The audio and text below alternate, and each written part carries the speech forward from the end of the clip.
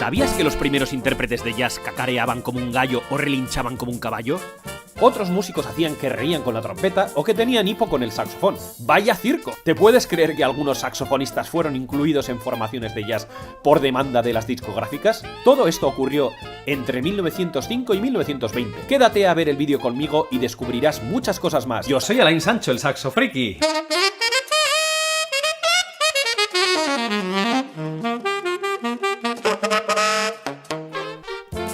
Fue una gran suerte para mí, porque pronto los directores no querían más clarinetes, y yo estaba allí preparado para tocar en cualquier orquesta.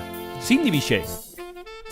A continuación hablaré de los primeros jazzistas. Según Henke, en su disertación de 1975, el primer saxofonista que probablemente tocaría jazz en Nueva Orleans sería Sam Dutrey, padre.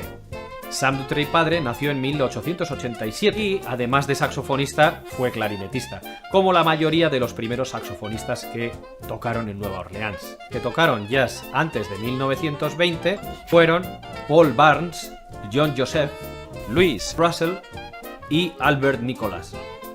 El saxofón estaba en los primeros grupos de jazz, pero en estos grupos la verdad es que la variedad de instrumentos era increíble. En algunas fotografías antiguas podemos ver clarinetistas que doblan saxofones e incluso fagotistas. En todo caso, la primera figura importante del jazz de Nueva Orleans es Buddy Bolden, al que luego le llamaron King Bolden. Bolden fue un célebre trompetista, el músico más reputado de Storyville, y de hecho su reputación va ligada al auge de este barrio. A King Bolden en todo caso se le atribuye la creación del Big Four. El Big Four es la anticipación en la acentuación de las marchas en el cuarto pulso del compás. Si una marcha normalmente sería al anticipar en el cuarto pulso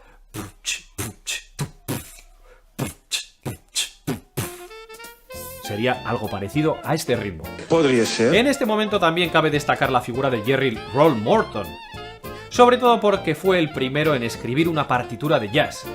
Él decía que él lo había inventado, pero vamos, hombre, no te pases. Hay que tener morro. Sí que es verdad que escribió muchas melodías que además serían estándares, y con su piano llevó el jazz desde Nueva Orleans a un montón de ciudades. Otra de las bandas más importantes de este momento fue la de Joe Oliver, que también le llamaron King Oliver. De hecho, de esta banda surgieron figuras como Sidney Bechet y después Louis Armstrong. Ya que estamos en este canal sobre el saxofón, voy a hablar de Sidney Bechet, el primer saxofonista de Nueva Orleans con una gran reputación. Sidney Bechet en sus comienzos era clarinetista. Le gustaba el saxofón y probó cuando era joven, pero como le costaba afinar, lo dejó. No obstante, en 1919, cuando viajó a Inglaterra en una gira, compró un saxofón y a partir de entonces su papel con el saxofón sería mucho más representativo que con el clarinete. Sidney Bechet era conocido por su talento a la hora de crear melodías, pero además por su rápido y fluctuante vibrato. De hecho, mediante este vibrato consiguió que esas imperfecciones de los primeros saxofones fueran imperceptibles. Joaquin Oliver fue el mentor de otra gran figura del jazz, el gran trompetista Louis Armstrong. Louis Armstrong, que nació en 1900, en el barrio de Storyville, tuvo una infancia muy difícil. No obstante, gracias al gran talento que tenía con la corneta, se convertiría en el modelo a seguir de todos los jazzistas de esta primera época. Trabajó con Joaquin Oliver en su banda hasta que en 1918 Oliver se marchó a Chicago. Esto hizo que la música negra de Nueva Orleans emigrara a otras partes del norte. Los grandes focos del norte serían Chicago y Nueva York. En 1922, Oliver invitó a Louis Armstrong a viajar a Chicago y sin pensárselo dos veces este fue. ¡Hasta luego, Lucas! Viajó en tren hasta la ciudad de Chicago, donde causó gran impacto en todos los músicos de la ciudad. Sobre este tema seguiremos hablando en el siguiente capítulo, que tratará la desenfrenada década de los años 20. Otro de los líderes de banda más famosos fue Freddie Keppard, quien llevó su sonido desde Nueva Orleans hasta Los Ángeles y después a Chicago. Freddie Keppard tocaba su corneta con la sordina guagua creando efectos de risa.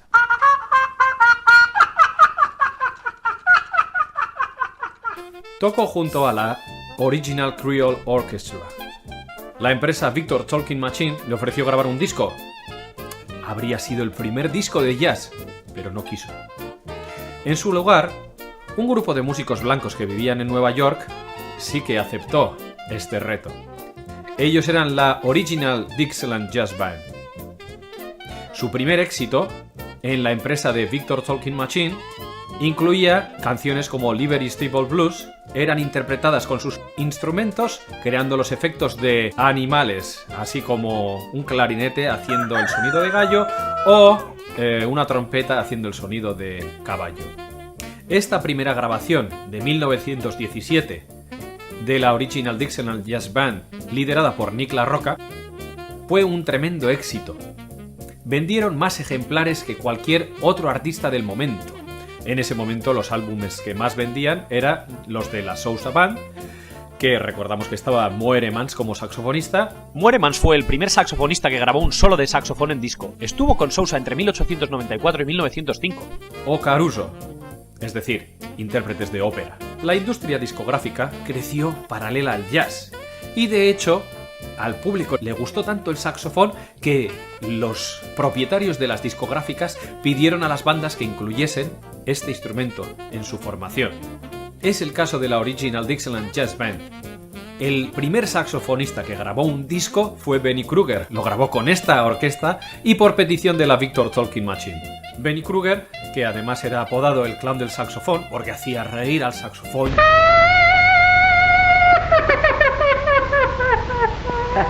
Llorar y efectos de hipo, incluso, como vemos en este vídeo.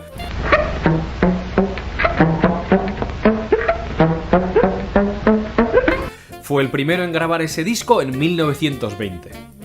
En ese momento, saxofonistas como Rudy Viedoeft tenían un gran éxito comercial, tocando en los vaudeville. Y Benny Kruger aprovechó ese éxito comercial para tocar junto a la Original Dixieland Jazz Band.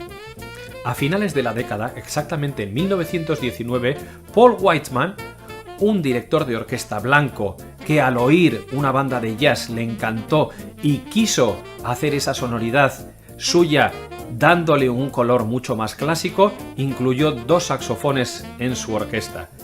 Paul Whiteman sería apodado como el rey del jazz, porque tuvo un gran éxito comercial, sobre todo en la siguiente década, en la década de los años 20. Su primer éxito comercial fue Whispering. Este disco salió a la venta en 1920 y vendió 2,5 millones de copias. Es decir, 25 veces más que el Chinese Blues de Louis Armstrong. Gracias a Paul Whiteman, años más tarde, se interpretaría la obra de George Gershwin, Rhapsody in Blue, y sería un gran éxito y una de las obras más importantes de los Estados Unidos. El jazz además influiría en los compositores europeos. En 1923, en un concierto ofrecido por la Billy Arnold's Band, había compositores en el público de la talla de Ravel, Russell y Schmidt. Todos estos compositores quedaron asombrados por el saxofón y lo incluirían en sus piezas años más tarde. Como hemos dicho, en 1917 se grabó el primer disco de jazz, y aunque hubo 3 focos importantísimos que fueran Nueva Orleans, Chicago y Nueva York, el jazz mediante la tecnología discográfica viajó a todos los rincones de los Estados Unidos.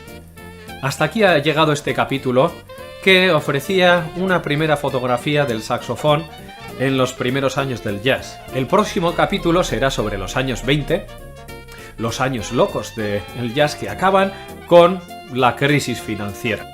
Hasta la vista, saxofrikis.